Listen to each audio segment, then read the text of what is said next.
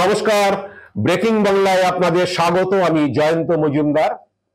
আর.জি. কর হাসপাতালে মহিলা চিকিৎসককে খুন করে ধর্ষণের যে ঘটনায়, সেই ঘটনায় আর.জি. কর হাসপাতালের আর.জি. কর মেডিকেল কলেজের যে প্রাক্তন প্রিন্সিপাল সন্দীপ ঘোষকে সিবিআই গ্রেপ্তার করতে পারে এমনই কথাবার্তা শোনা যাচ্ছে বিভিন্ন সূত্র থেকে। কারণ হচ্ছে ইতিমধ্যেই সন্দীপ ঘোষকে কাঠগড়ায় তুলেছে, বিভিন্ন মহল থেকে কাঠগড়ায় তোলা হয়েছে।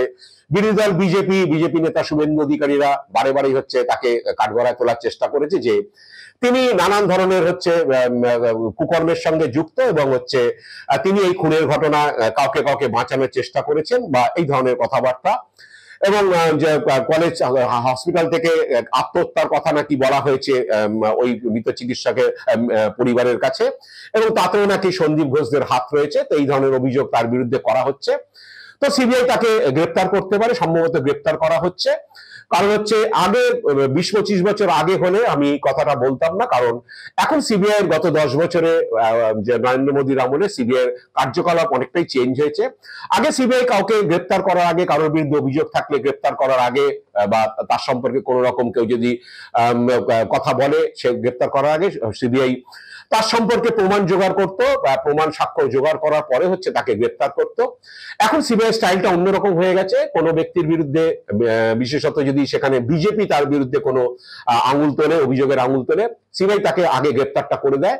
গ্রেপ্তারটা করে দিয়ে যাতে বিজেপি রাজনীতি কোনো সুবিধা হয় সেই রকম অবস্থাতে দেখে সিবিআই যে কোনটাতে হচ্ছে রাজনৈতিক লাভ হবে বিজেপির, সেই পদক্ষেপগুলি সিবিআই করে। কারণ সিবিআই পরে মামলাটার কি হবে না হবে, তার কি ফেট হবে, সেটা নিয়ে সিবিআই ভাবে না। এখন এরকমই সিবিআই বিরুদ্ধে অভিযোগ গত 10 বছর ধরে। তো সেই হিসাবে যেহেতু হচ্ছে শুভেন্দু অধিকারীরা বারে বারে পুলিশের বিরুদ্ধে অভিযোগ করেছে যে পুলিশ প্রভাবশালীদের আড়াল করেছে, পুলিশ কমিশনারের পদত্যাগ দাবি করেছেন শুভেন্দু অধিকারী, এবং তার কারণ হচ্ছে অন্যতম, সেটা হচ্ছে প্রভাবশালী মানে এই সন্দীপ ঘোষদের মতো ব্যক্তিদের হচ্ছে আড়াল করার চেষ্টা হয়েছে। এই ধরনের অভিযোগ বিজেপি করেছে, অন্য বিরোধী দল করে আসছে। তো সেই কারণেই আমি বলছি যে সিবিআই সন্দীপ ঘোষকে গ্রেপ্তার করতে পারে, হয়তো সম্ভবত গ্রেপ্তার করা হচ্ছে। এবং এখন সন্দীপ ঘোষের বিরুদ্ধে সিবিআই তো সাক্ষ্য প্রমাণের দরকার নেই, আগে তাকে গ্রেপ্তার করে দিতে পারে, যে একদিন তাকে জেরা করে দিয়ে সিবিআই তারপরে কোর্টকে বলবে যে এই লোকটা যোগসাজশ হয়েছে এবং আমরা হচ্ছে তাকে যথাসময় হচ্ছে তাকে আমরা শীঘ্র প্রমাণ করব। আর এখন বিভিন্ন মামলাতেই দেখা গেছে সিবিআই আগে গ্রেপ্তার করে দিয়েছে, তারপর তার সম্পর্কে প্রমাণ জোগাড়ের চেষ্টা করেছে। এবং সিবিআই এখন যে নতুন যেটা স্টাইল হয়েছে যে যত গুরুত্বপূর্ণ মামলাই হোক, সিবিআই কোনো মামলাতেই হচ্ছে ফাইনাল চার্জশিট দিয়ে ট্রায়াল শুরু বা বিচার শুরু করে না। দীর্ঘদিন ধরে মামলাগুলো পড়ে থাকে। সিবিআই বিরুদ্ধে একটা সাংঘাতিক অভিযোগ সর্বত্র এটা হচ্ছে। তো সিবিআই আগে হচ্ছে দেখে যে এই ব্যক্তিটাকে গ্রেপ্তার করলে বিজেপির সুবিধা হতে পারে রাজনৈতিকভাবে, কারণ বিজেপি এই লোকগুলোকে কি বলে দিকে কাঠগড়ায় তুলেছে। তো এই লোকগুলোকে গ্রেপ্তার করলে রাজনৈতিক সুবিধা হতে পারে বিজেপির, এবং বাজার গরম থাকতে থাকতে গ্রেপ্তার হলে বিজেপি এটাও বলতে পারে বা বিরোধীরা এটাও বলতে পারে যে সিবিআই আসল লক্ষ্যে ধরেছে, যাকে পুলিশ আড়াল করছিল। তো সেইটা হচ্ছে সাময়িক রাজনৈতিক লাভের জন্য সিবিআই তাকে গ্রেপ্তার করে দিতে পারে। এবং আমার যেটা বক্তব্য সেটা হচ্ছে যে সন্দীপ ঘোষের বিরুদ্ধে অ্যাজ প্রিন্সিপাল বহু লোকের অভিযোগ রয়েছে। কলেজে পোস্ট গ্রাজুয়েশনের থিসিস নিয়ে, পিএইচডি নিয়ে যে তাদের বিভিন্ন ছাত্রছাত্রীদের যারা পোস্ট গ্রাজুয়েশন করছে তাদের অভিযোগ রয়েছে। কলেজের এমবিবিএস এর ছাত্রছাত্রীদের অভিযোগ রয়েছে, এমবিবিএস এর পরীক্ষা ব্যবস্থা নিয়ে অভিযোগ রয়েছে, প্রশাসনিক নানা অভিযোগ তার বিরুদ্ধে থাকতে পারে। কিন্তু সেটার সঙ্গে খুনের মামলার হচ্ছে যোগসূত্র করা যায় না। কারণ আপনারা জানেন যে একটা লোকের বিরুদ্ধে প্রশাসনিক অভিযোগ যাই থাকুক না কেন একটা মেডিকেল কলেজ চালানোর ক্ষেত্রে, কিন্তু সেই মেডিকেল কলেজে যদি কোনো ডাক্তার খুন হয়, সেই খুনের সঙ্গে তাকে যদি জড়াতে হয় তাহলে দেখতে হবে যে সেই লোকটা সরাসরি খুনের সঙ্গে যুক্ত কিনা, তিনি খুন করেছেন কিনা নিজে, অথবা তিনি যদি খুন করিয়ে থাকেন তাহলে কাকে দিয়ে খুন করিয়েছেন, কাকে সুপারি দেওয়া হয়েছিল, সে তার বিনিময়ে তিনি তাকে কোনো অর্থ বা অন্য কিছু দিয়েছেন কিনা, এইসব প্রমাণগুলো দরকার হয়। বা কেউ খুন করেছে তাদেরকে বাঁচানোর জন্য তিনি কি করেছেন, তার সেই পদক্ষেপ, সেগুলো দরকার হয়। কারণ খুনের মামলা কোনো প্রশাসনিক অভিযোগ নিয়ে কোনো লোককে আমি কাঠগড়ায় তুলতেই পারি, তাকে ভিলেন বানাতেই পারি, কিন্তু খুনটা খুন ধর্ষণের ঘটনায় প্রকৃতার্থে সেই অপরাধটার সঙ্গে তার যোগসূত্রটা বার করা খুব জরুরি। তা না হলে কিন্তু একজনকে ওইভাবে বুট করা যায় না। তো এক্ষেত্রে দেখতে হয় যে সত্যি সত্যি সন্দীপ ঘোষের সেরকম কোনো ভূমিকা আছে, কিন্তু সিবিআই মনে হয় তাকে একদিন দুদিন জেরা পরেই তিনি তাকে গ্রেপ্তার করে দিতে পারে। করে দিয়ে সিবিআই আদালতে তুলে দিলে চট করে খুনের মামলা তার সাজা বা জামিন বেল তার হবে না। কারণ হচ্ছে এইসব সিরিয়াস মামলাতে হচ্ছে চট করে কোর্ট তাকে বেল দেবে না, এবং হচ্ছে দীর্ঘদিন ধরে সেই মামলার যে একটা চার্জশিট তাকে দিয়ে তারপরে যে সিবিআই কোর্টকে বলতে পারে যে এই মামলায় আরো কেউ আছে কিনা সেই তদন্ত চলছে, তাই আমরা পরবর্তীকালে ফাইনাল চার্জশিট দেবো, এবং দীর্ঘদিন ধরে তার বিচার প্রক্রিয়া আটকে থাকে এবং তার বিচার শুরু হয় না।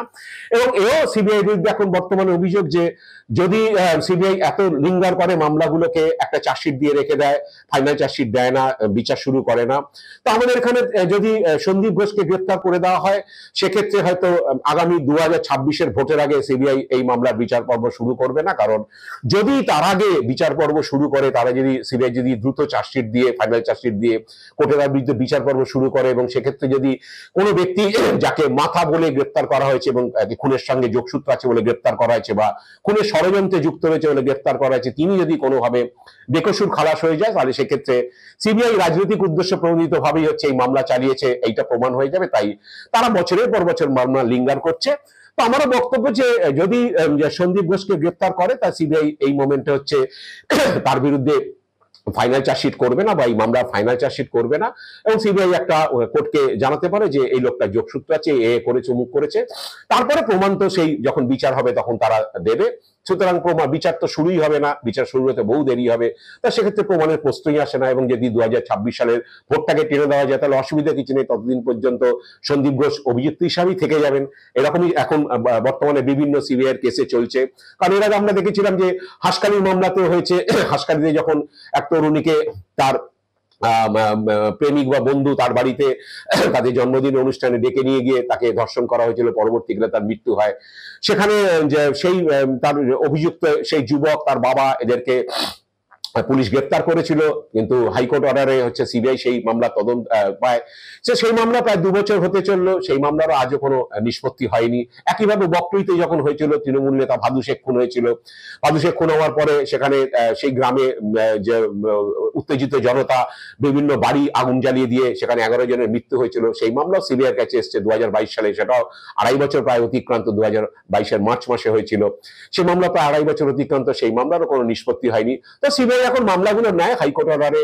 হাইকোর্টে এরকম ধরনের কোনো বড় ঘটনা ঘটলেই কোন আইনজীবী বা কেউ হচ্ছে হাইকোর্টে মামলা করে সিবিআই তদন্তের জন্য, এবং সিবিআই মামলাটা পায়, তারপরে কিছুদিন খুব দৌড়ঝাঁপ চলে, বিভিন্ন মিডিয়াতে প্রচার হয়, তারপরে কিন্তু সেই মামলাগুলোর আর বিচার হয় শুরু হয় না, বা সেই মামলাগুলোর নিষ্পত্তি হয় না।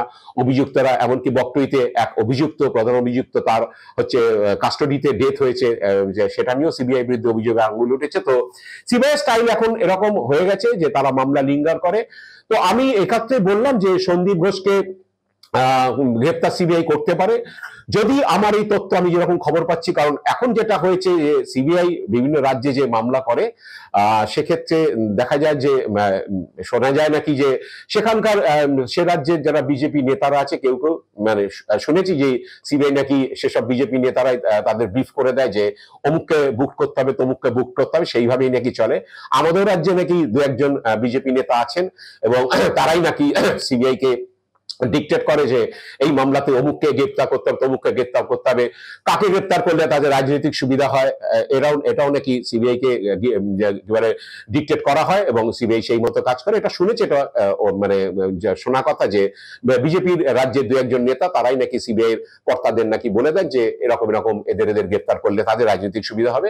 তো সিবিআই সেই রকমই করে, বিভিন্ন মামলাতেও এরকম অভিযোগ উঠেছে। যাই হোক, এখন এই মামলাতেও যদি সিবিআই সন্দীপ ঘোষকে গ্রেপ্তার করে, আমি অবাক হব না, এবং আমার কাছে খবর সিবিআই সন্দীপ ঘোষকে গ্রেপ্তার করা হতে পারে।